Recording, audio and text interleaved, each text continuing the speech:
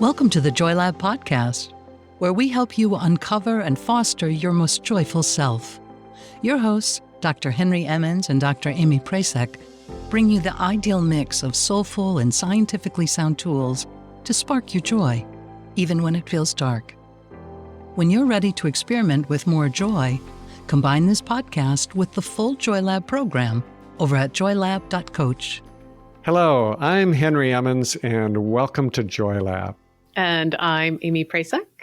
So here at Joy Lab, we infuse science with soul to help you uncover joy. To do that, we focus on building the elements of joy, the positive emotions and inner states that become the building blocks for a joyful life. The element for this episode is savoring. So we savored the past in last episode, and we'll savor the present in this one, the future next. If you missed last episode, be sure to check it out. Before or after this one is fine. It's super helpful to really understand these three types of savoring: past, present, and future. These are the three types noted by those key savoring researchers, Bryant and Veroff. All right, so let's savor the present moment. My favorite. I know, that's right. This is not one of my favorites. No, it is. And it doesn't matter if it is or not. Last one wasn't one of your favorites either. There's only three to choose from. Shoot. I'll get there. That's why we're practicing. So I think this type of savoring, this is something that does connect with me because it can really help us get a handle on this important aspect, which is this important aspect of savoring, which is it's not so much about the actual event, but more about our experience of the event and enjoying the positive emotions and sensations that come up. So there's some great research here looking at how savoring neutral events can be just as powerful as savoring really special or big events. And I think many of us, actually, if we think back, can relate here. I just think about the positive moments from my childhood that stand out. And they're pretty mundane on paper. Probably one of the clearest moments that pops out for me is making biscuits with my grandma. I can almost, feel the dough right now, the smell. I can see my grandma's orange apron that she always wore. I can hear her patient, loving voice sort of cheer me on as I completely screw up the recipe. And this power of this type of savoring is that we can practice it with this focused present moment awareness, and it allows it to really last. In the last episode, we talked about how dopamine surges as we savor a past event, and it lights up these reward-related areas of our brain. The same thing happens, of course, with these present moment opportunities for savoring. Those areas of the brain light up and we savor. Here's where it gets even more interesting. And it's possible, there's some great research on this, that this pattern of activation with this present moment savoring boosts recall, which means we'll be able to remember more details. We'll have better memory formation.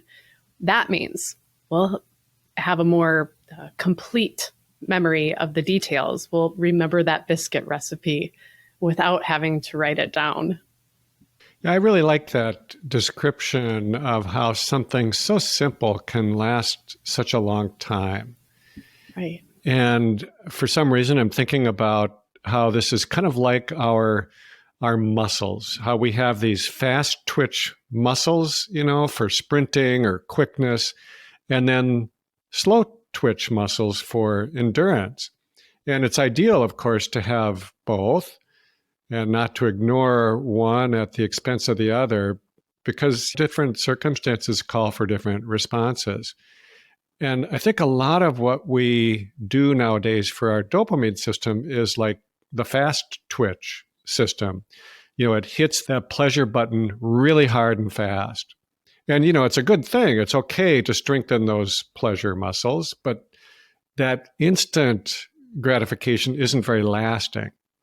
And it's also a pattern that's easier for us to become addicted to. So what I'm calling the slow twitch dopamine system might in the long run give us a lot more pleasure and even boost our mood in a more lasting way. Now, those same researchers that Amy referred to, Bryant and Veroff, they note that to savor an experience, one must possess and apply a certain degree of mindfulness and meta-awareness. So to me, meta-awareness is very much like mindfulness. It's that ability to observe what we're doing, the observing self. So training our slow twitch muscles, so to speak, learning to really savor something. It's not only fun in the moment, but it's also, you're practicing being more present, being more mindful. So you're really getting a double win. You're getting more lasting pleasure, and at the same time, you're strengthening these incredibly important mindfulness muscles. Yeah, I like this slow twitch dopamine. It does describe that phenomenon, though, of that increased sort of memory formation. It's because it's like you're so soaked in the moment and it expands. And, that's that you have sort of a marathon of a memory as opposed to a sprint. I think that's so spot on. And who doesn't want to stretch out that good experience? That's what savoring the present is about, really soaking in it. So before we get into a strategy, though, for this, of course, I'm going to introduce an obstacle because I always do. You're very good at that, Amy. But I am. So I want to call it out here. It's kind of like FOMO, fear of missing out. But as it relates to present moment savoring, we're going to deal with something called FOBO, fear of being over, which Henry made up that acronym, and it totally speaks to me. So, certainly as somebody with both the experiences of FOMO and FOBO, I'll describe this. I'll use an example, or I'll just describe the second half of so many wonderful moments in my life. I spend the first half loving it. I'm really good at savoring the first half of every wonderful moment in my life. And then it hits me. This is not going to last. So then I spend the second half of all those wonderful moments, instead of savoring, sad that this wonderful moment is about to end, that this too shall not last. Yeah. Well, I can relate to that. I think probably most of us can. And by the way, I'm glad you like the acronym, Amy. I love it so much. Yeah. So if you think about, what is it that keeps us from really savoring this moment, whatever's going on, I think it boils down to a couple of pretty straightforward things. One, we get caught up in the past.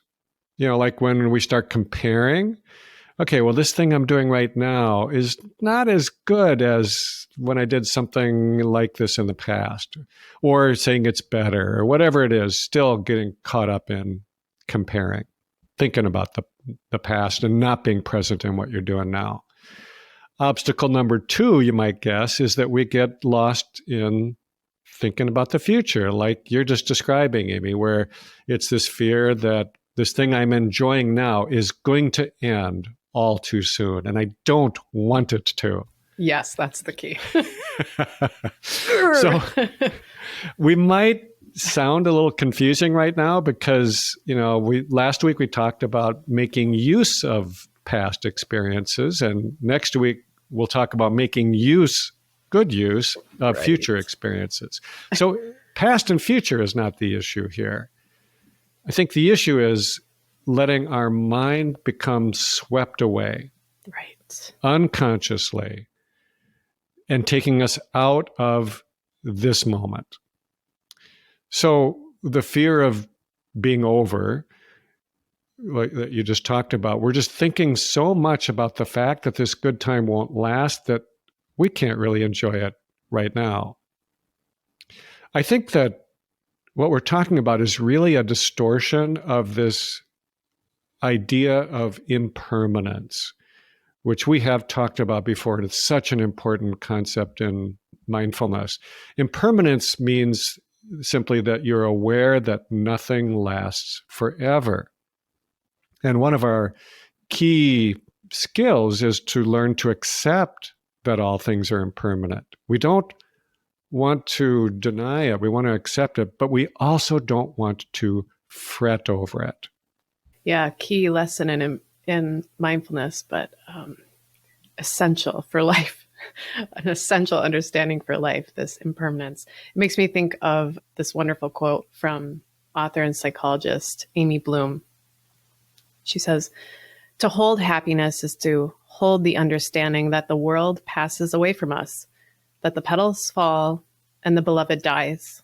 No amount of mockery, no amount of fashionable scowling will keep any of us from knowing and savoring the pleasure of the sun on our faces, or save us from the adult understanding that it cannot last forever." Wow. Right? I love that image of savoring the sun on our faces. I can almost feel it, even though it's winter No, right you now. can't. Not in Minnesota. Minnesota. Smash your face up against a window in Minnesota. Yeah. In a south-facing window. Yeah. I also love in that quote how she acknowledges impermanence. She says, the understanding that the world passes away from us.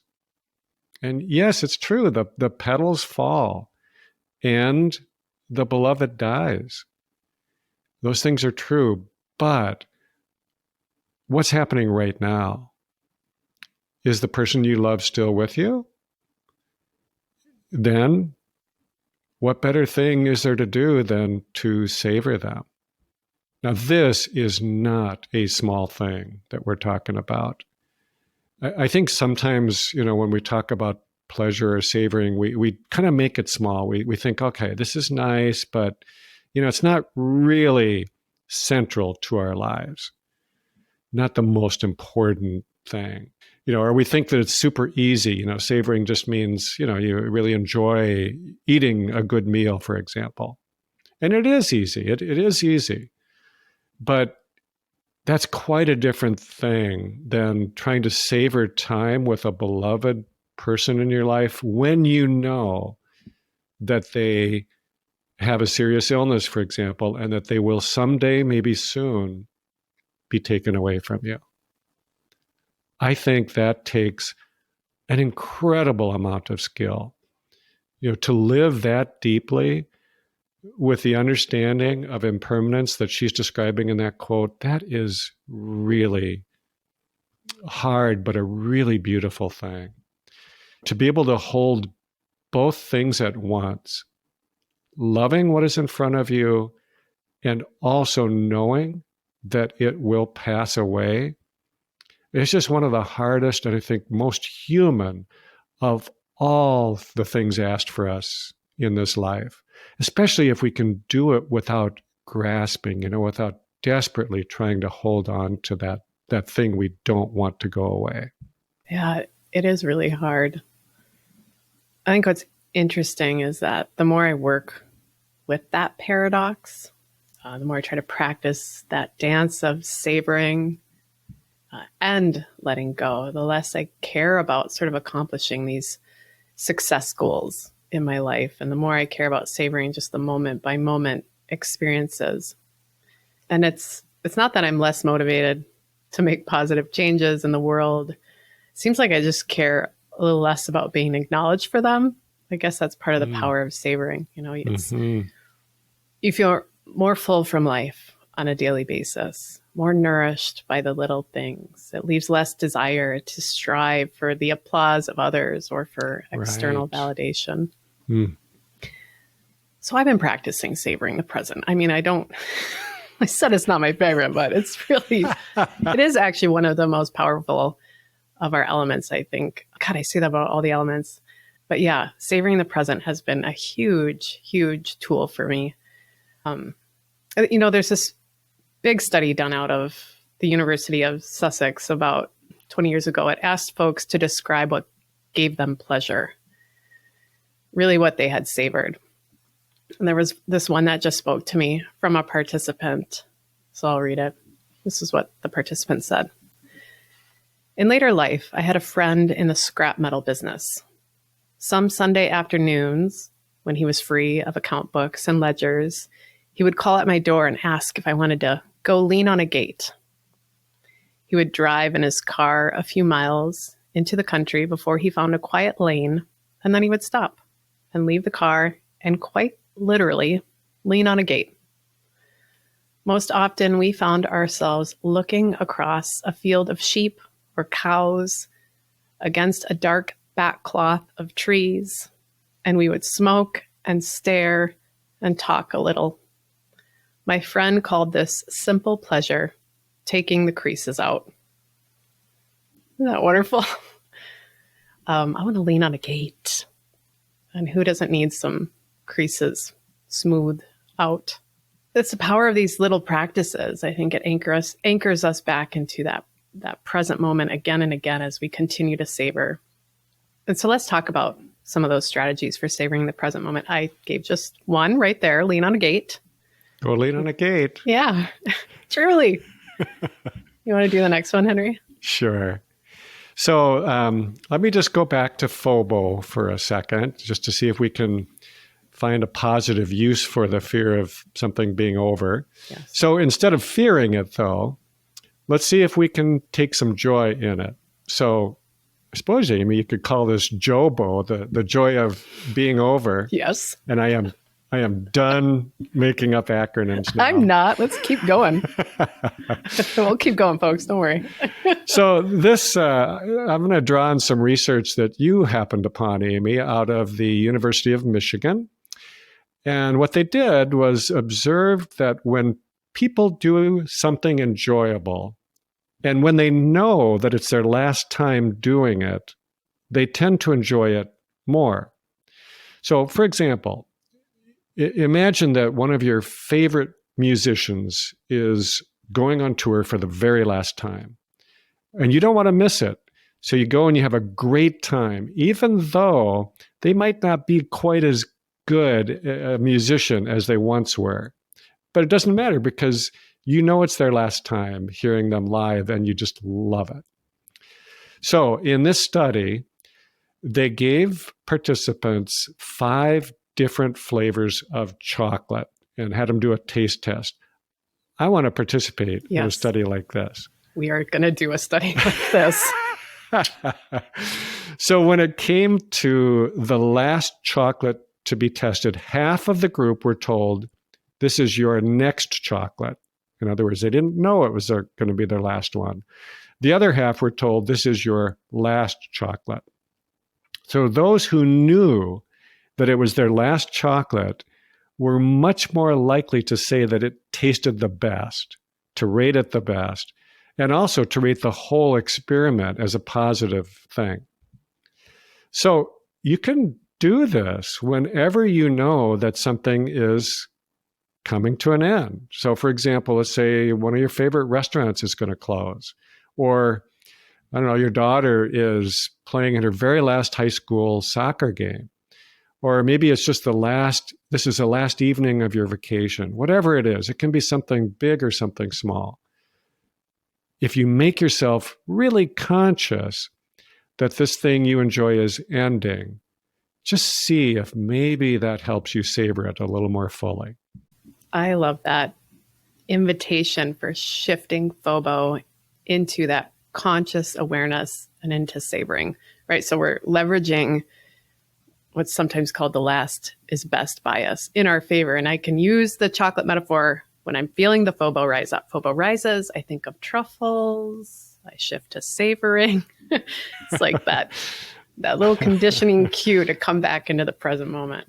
That works. A little cognitive reappraisal there, perhaps. But maybe I'll add another super tangible strategy to this as well. So it's something called mindful photography or phototherapy or therapeutic photography, essentially a bunch of sciencey terms for taking pictures, but also like viewing pictures or even all the preparation of planning and capturing a photo. Psychologist Judy Weiser ushered this sort of formal therapeutic approach to photography in the early 1970s. The research on this is pretty clear, and there's actually quite a lot of research on therapeutic photography, that when you set an intention of taking a picture of something that you want to savor, something that fills you up or that's meaningful for you, you get a pretty quick mood boost. It's short term, and the research will show that. There's not a lot of longitudinal research here, but it is quick and it's effective. And over again, it certainly can create a new pattern. So you could add this to your Jobo practice, everyone, when that FOBO kicks in. More acronyms.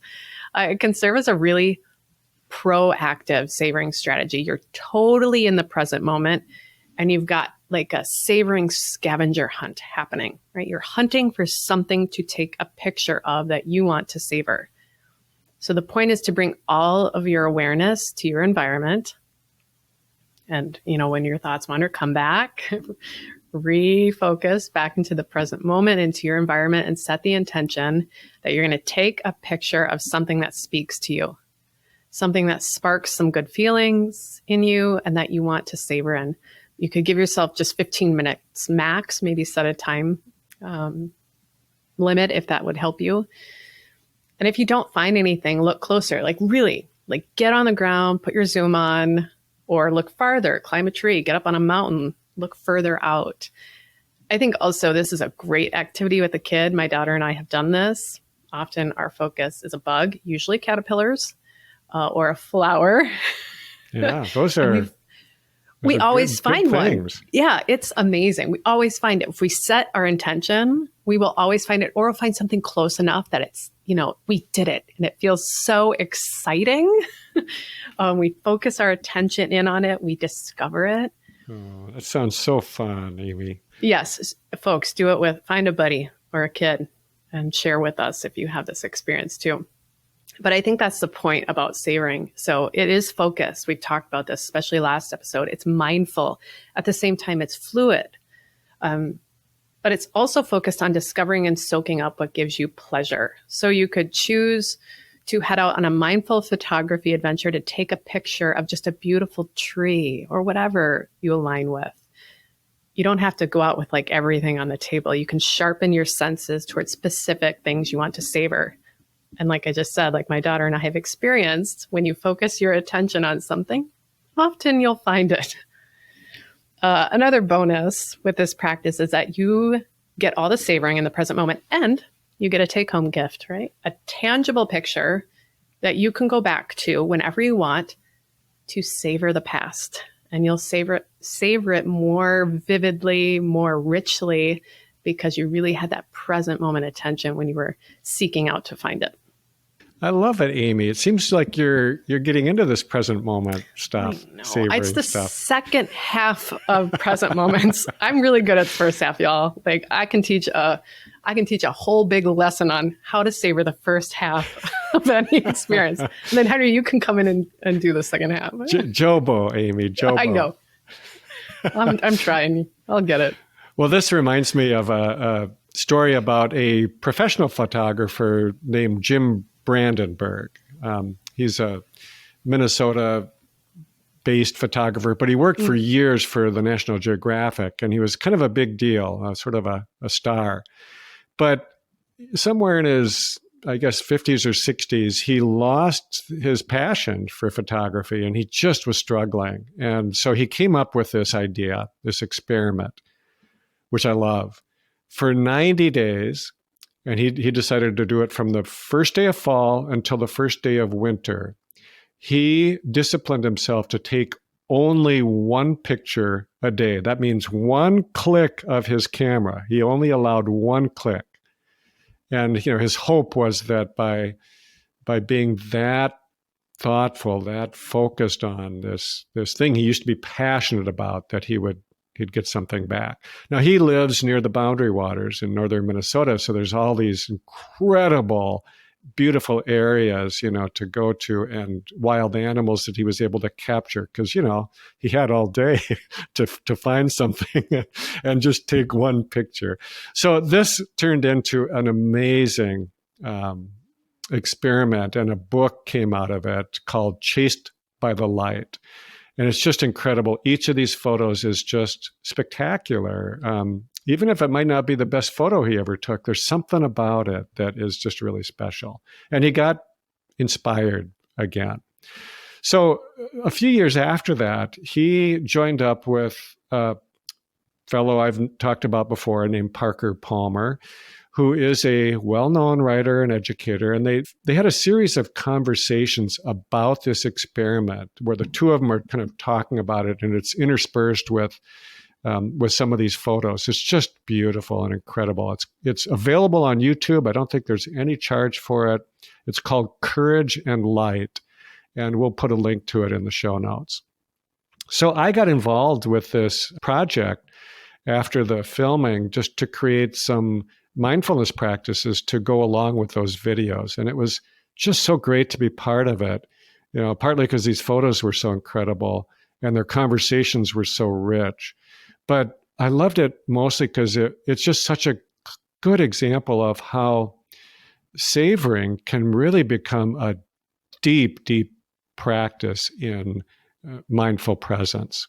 Yeah. And what a story, too, about how savoring, almost backing off on his passion in such a way, like sort of putting the outcome, the product, all the pictures on the back burner, that passion, and stepping back and savoring, and then kind of reigniting his passion. I think that's so cool. Risky business proposition as a photographer. Mm-hmm. It's really awesome. But he found his fire back. So I hope you all have found a little savoring opportunity in what we've talked about this episode, something that you maybe resonate with. And in next episode, we're going to put on our Dr. Emmett Brown coats, and we're going to savor the future, which sounds great, right? That's a Back to the Future reference, if you're wondering. Hope some of you got that. In line with all of our present and future talks here, though, I want to end with an E.B. White quote that I love. So it speaks to this need for savoring right here, right now, amidst this pull we often feel to sort of fix things in the future. Here's what he wrote. Every morning, I awake torn between a desire to save the world and an inclination to savor it. This makes it hard to plan the day. But if we forget to savor the world, what possible reason do we have for saving it? In a way, the savoring must come first. Thank you for listening to the Joy Lab podcast.